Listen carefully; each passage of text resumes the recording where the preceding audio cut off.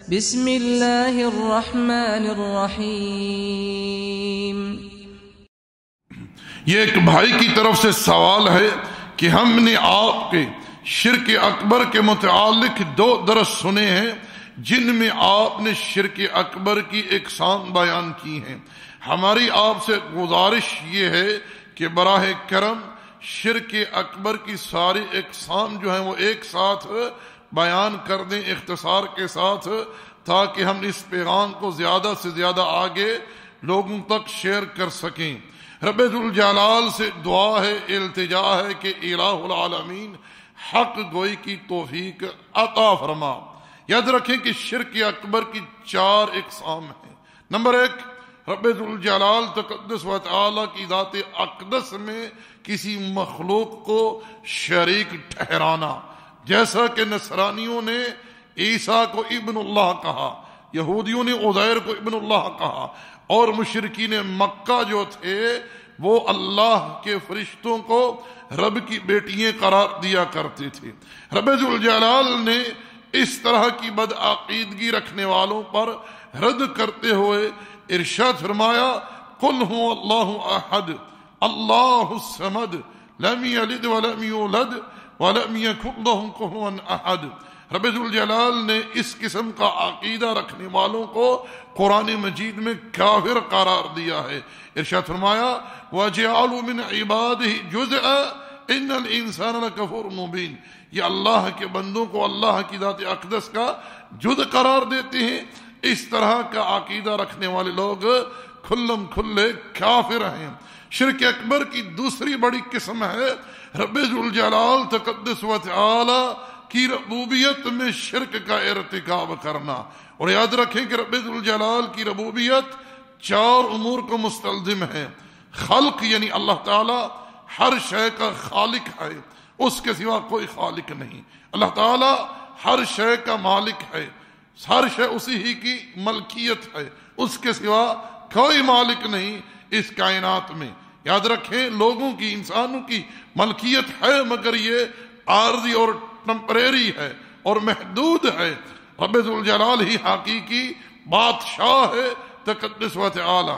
اسی طرح تیسری قسم ہے رزق۔ رب ذوالجلال ساری مخلوق کو ہر جگہ، ہر وقت، ہر آن رزق مہیا کرنے والا ہے۔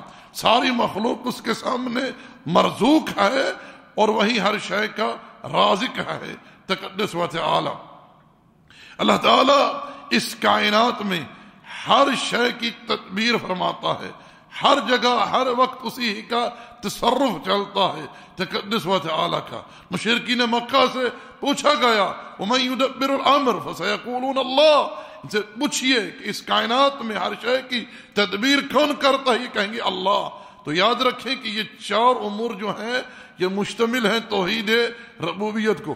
اب اگر کوئی شخص اللہ تعالیٰ کو چھوڑ کر یہ کہے کہ فلاں ہستی بھی پیدا کرنے والی ہے، اسے بھی اختیار ہے کہ وہ جس طرح چاہے پیدا کرے، جیسا کہ ہمارے ہاں پاکستان کے اندر ایک درگاہ ہے گجرات میں شاہ دولا ولی کے نام کی، جس کے متعلق لوگوں کی یہ بدعقیدگی ہے کہ جو بچہ بطور نظر کے بابا کی درگاہ پر چڑھاوا مانا جائے وہ چوہے کی شکل میں پیدا ہوتا ہے۔ انا للہ و انا الیہ راجعون۔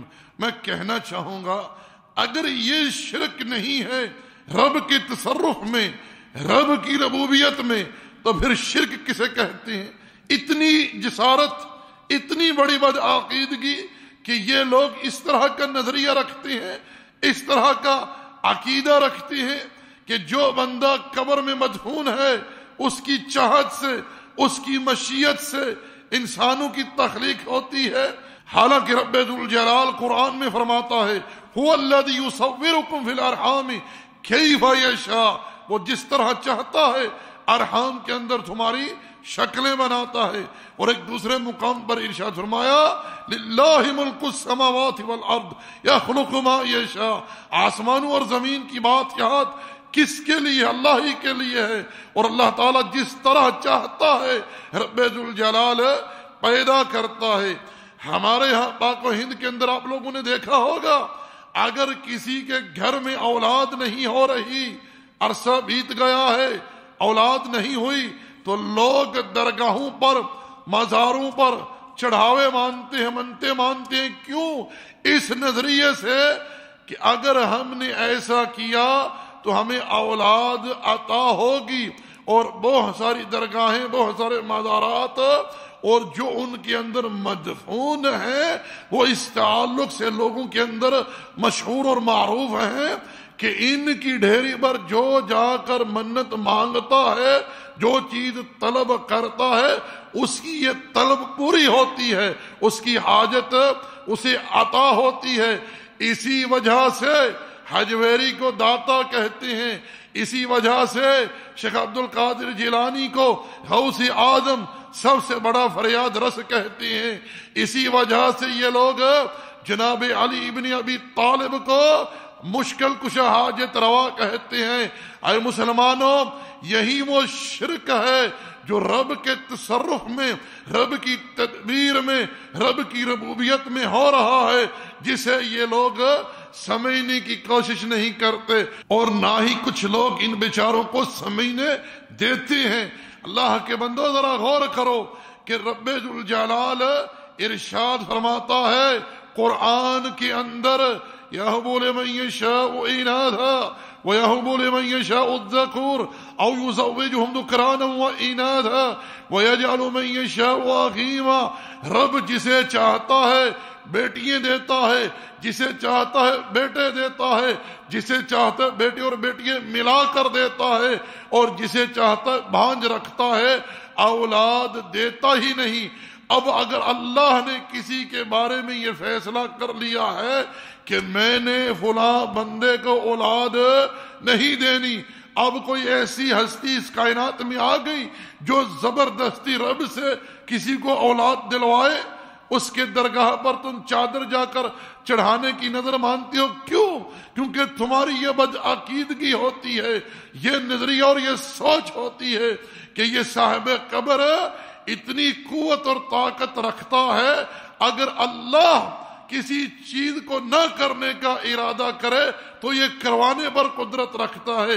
اس لیے اس طرح کے ظالم اور مشرکانہ ذہن کے مالک لوگ رب کا در چھوڑ کر، رب سے مانگنے کو چھوڑ کر ان مردوں سے جا کر مانگتے ہیں، اور ان کی درگاہوں پر، مزاروں پر، آستانوں پر جا کر امور عبادت سر انجام دیتے ہیں.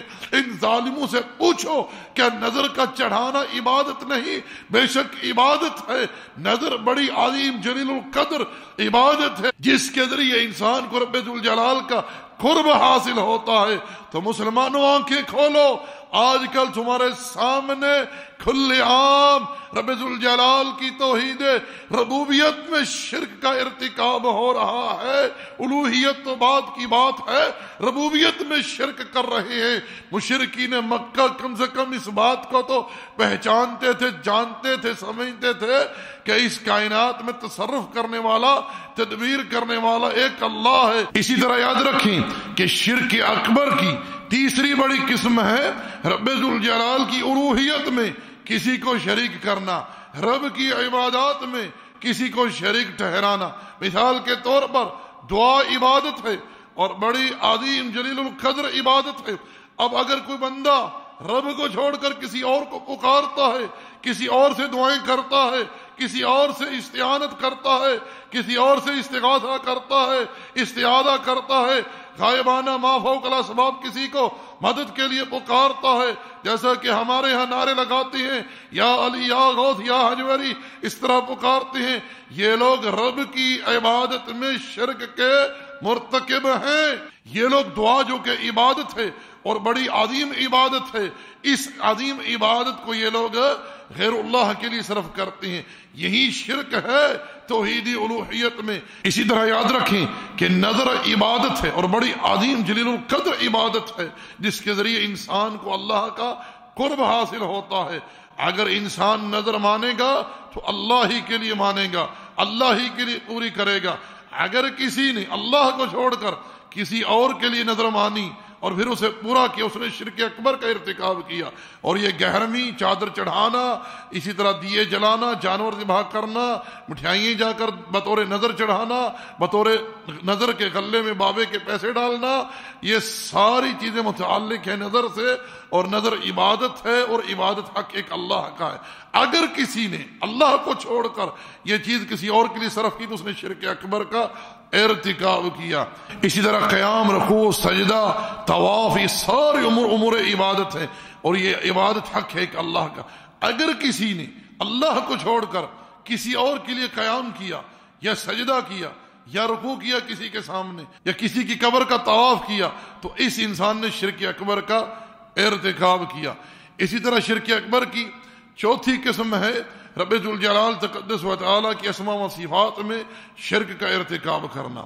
رب ذوالجلال تقدس و تعالی کی صفات میں سے اللہ کی صفت ہے کہ رب ذوالجلال ہی عالم الغیب ہے، ہر طرح کے غائب کو جاننے والا اللہ ہی ہے، ما سوا اللہ کے اور کوئی غائب نہیں جانتا۔ اور اللہ تعالیٰ نے قرآن مجید میں سورہ نمل آیت نمبر 62 میں اپنے پیغمبر سے یہ بات کہلوائی، قُلْ لَا يَعْلَمُ مَنْ فِي السَّمَاوَاتِ وَالْأَرْضِ الْغَيْبَ إِلَّا اللَّهُ، آپ کہہ دیجئے نہ کوئی آسمانوں میں نہ کوئی زمین میں ما سوا اللہ کے کوئی غائب نہیں جانتا۔ وَمَا يَشْعُرُونَ أَيَّانَ يُبْعَثُونَ، اور یہ تو اتنا بھی نہیں جانتے کہ ان کو کب ان کی قبروں سے اٹھایا جائے گا۔ تو پتہ کیا چلا کہ غائب کا جاننے والا کون ہے؟ اللہ ہے، اور یہ صفت خاص اللہ کے لیے ہے۔ اگر کوئی شخص کسی اور کے لیے اس کو ثابت کرنے کی کوشش کرے تو اس نے شرک اکبر کا ارتکاب کیا۔ اسی طرح رب ذوالجلال کی صفات میں سے اس کی صفات ہیں کہ وہ تقدس و تعالی اپنے عرش پر مستوی ہو کر ہر جگہ دیکھتا ہے، ہر شے کی سنتا ہے، اور ہر شے کے بارے میں جانتا ہے۔ کوئی شے اس سے مخفی نہیں ہے، نہ آسمانوں میں، نہ زمینوں میں، نہ ہواؤں میں، نہ فضاؤں میں، نہ سمندروں میں، نہ پہاڑوں میں، کوئی شے اس سے مخفی نہیں ہے۔ وہ ہر شے کے جاننے والا ہے، ہر شے کو دیکھتا ہے، ہر شے کی سنتا ہے۔ یہ شان صرف اللہ ہی کی ہے، تقدس و تعالی کی۔ اب اگر کوئی شخص رب ذوالجلال کو چھوڑ کر کسی اور مخلوق کے متعلق یہ بدعقیدگی رکھے کہ فلاں مخلوق بھی مجھے ہر وقت دیکھتی ہے، ہر وقت سنتی ہے، اور میرے تمام احوال سے واقف ہیں، تو رب ذوالجلال کی عزت کی قسم ہے کہ اس انسان نے اللہ تعالیٰ کی توحید اسماء و صفات میں شرک کا ارتکاب کیا، اور یہ شرک اکبر کا مرتکب ہے۔ آپ کو میں اس بات کو آسانی سے بتلاؤں تو اس طرح سمجھ لیجئے، ہمارے ہاں جو حاضر اور ناظر کا جو عقیدہ لوگوں میں پھیلا ہوا ہے نا، وہ اسی طرح کا مشرکانہ عقیدہ ہے جس کا میں نے ذکر کیا ہے کہ یہ لوگ مخلوقات کے متعلق یہ بدعقیدگی رکھتے ہیں کہ یہ اپنی قبروں میں زندہ ہیں اور ہر جگہ دیکھتے ہیں، سنتے ہیں، اور احوال جانتے ہیں۔ اس لیے تو یہ لوگ ان کو پکارتے ہیں، ان سے مانگتے ہیں، ان کے نام کی دعائیں دیتے ہیں، ان سے استعانت کرتے ہیں۔ یہی شرک اکبر ہے۔ یہ لوگ ان کو پکار کر، ان سے دعائیں کر کے توحید الوہیت میں شرک کے مرتکب ہوئے۔ یہ لوگ ان ہستیوں کو اس مقام پر فائز کر کے کہ یہ لوگ بھی ہر جگہ، ہر وقت، ہر آن ہماری سنتے ہیں، ہمیں دیکھتے ہیں اور ہمارے بارے میں جانتے ہیں، یہ کر کے یہ لوگ رب ذوالجلال کی صفات میں شرک اکبر کے مرتکب ہوئے۔ تو میں گزارش کروں گا جہاں تک ہماری آواز پہنچے، لوگوں اللہ تعالیٰ کی خوشنودی کے لیے اپنے عقائد کی اصلاح کرو، شرک سے توبہ کر لو۔ شرک کی معافی اللہ کے پاس نہیں ہے۔ رب ذوالجلال یہ اعلان فرما چکا ہے، ان اللہ لا یغفر ان یشرک بہ ویغفر ما دون ذلک لمن یشاء، بے شک اللہ شرک ہی کو معاف نہیں کرے گا، شرک کے علاوہ جتنے گناہ ہیں وہ سب اللہ کی مشیت پر ہے، اللہ جس کے لیے چاہے ان گناہوں کو معاف کر دے۔ تو میرے بھائیو، میرے دوستو، شرک اکبر جس کا ٹھکانہ جہنم کی آگ ہے، اور انسان کبھی اس سے نہیں نکل سکے گا، اعمال برباد ہو جاتے ہیں، اور اللہ کی طرف سے کوئی مغفرت نہیں، اور نہ ہی ایسے انسان کو نبی علیہ الصلوۃ والسلام کی شفاعت کبھی نصیب ہو سکے گی۔